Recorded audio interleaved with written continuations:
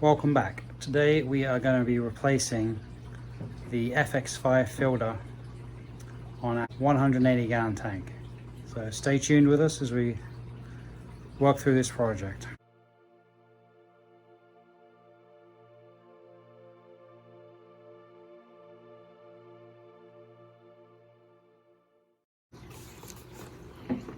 So here's the pump, just open the box.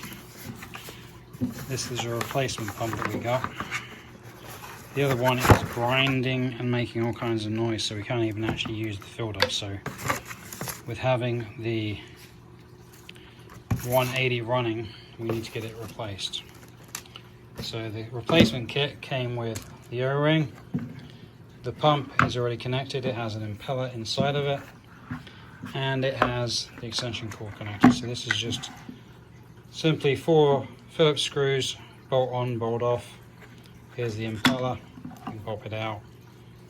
See, the O-ring will go here, just above the teeth, which you can see by my finger right here, and then on the impeller, which we're replacing, it has a fail-safe arrow here that lines up with the arrow here. So we'll line those two together, and then just as an added benefit to make sure you got it keyed right, there is a chock here that lines up with this hole right here. And this is just simple plug and play. So once I get the O-ring on there, we could do that and it just lines itself back up, and then we're ready to go. Alright, so I've unplugged the FX5, it is disconnected, and then I'm going to shut the valves off. So the orientation on this valve here is showing that it's open, and by turning it, you can see the valve is now closed. Do the same on the intake side, and that's that. So then all I need is towel. This is going to spew out some water, so I put the towel on top, and then there is, I'll just show you here, kind of hard to see, there's this button on the side, you push that and it opens and closes there like that, and that's how that releases. So I'm going to put the towel up here so I don't get water everywhere.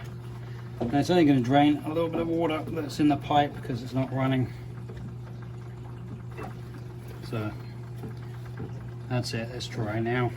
A little bit of water, nothing crazy, and then same on this side.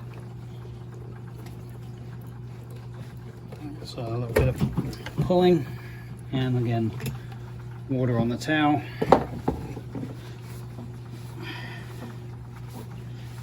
Just so we don't get water. So I'm doing this outside as the FX5 needs to drain.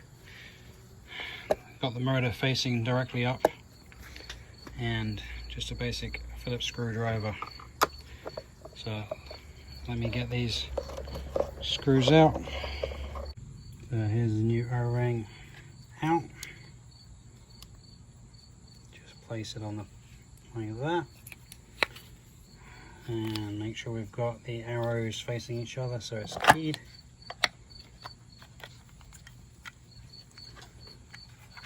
And that is it. So there's the arrows keyed up. And then just make sure there's no debris in here. It's going to make a seal problem. There's the intake for the water. And then this is the tube for the return. And then we just got to line up the holes.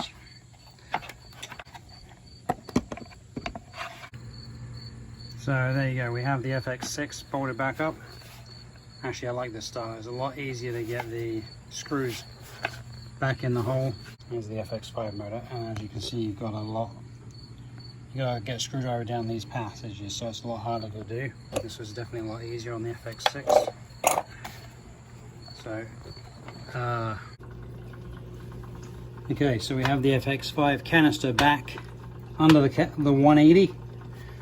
I am gonna reconnect the intake and the supply is clearly written on the out. So this is the out, and it's just a case of pushing the button back in and guiding that back on until it clicks back into place. And that's easy enough. And then doing the same to the supply side, or as it says, in. So push that down, click it in place, and we can see here start filling back up as soon as we open the valves back up.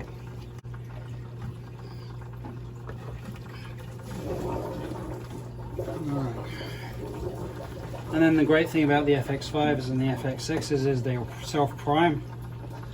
So once I get this up and running, it's going to go through cycles and it's going to want to turn itself on and off until we get the air in the system.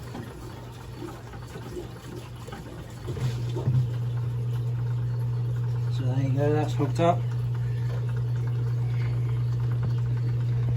So just check that we've got no leaks down here, which we shouldn't have. Everything was installed correctly, and it is filling up. So up here is the return, is right on the water edge, so you can see it's making flow there. Our supply has for the FX5 has definitely come away, so I want to fix that.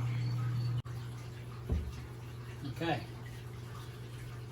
so we have it hooked up, no leaks, so I'm just going to record the tank for a few minutes, let you enjoy the fishes, and then you're home. If you have any comments or questions, please feel free to comment below. We'd love to hear from you guys, and hopefully we'll have you back soon to watch us work on expanding on our fish.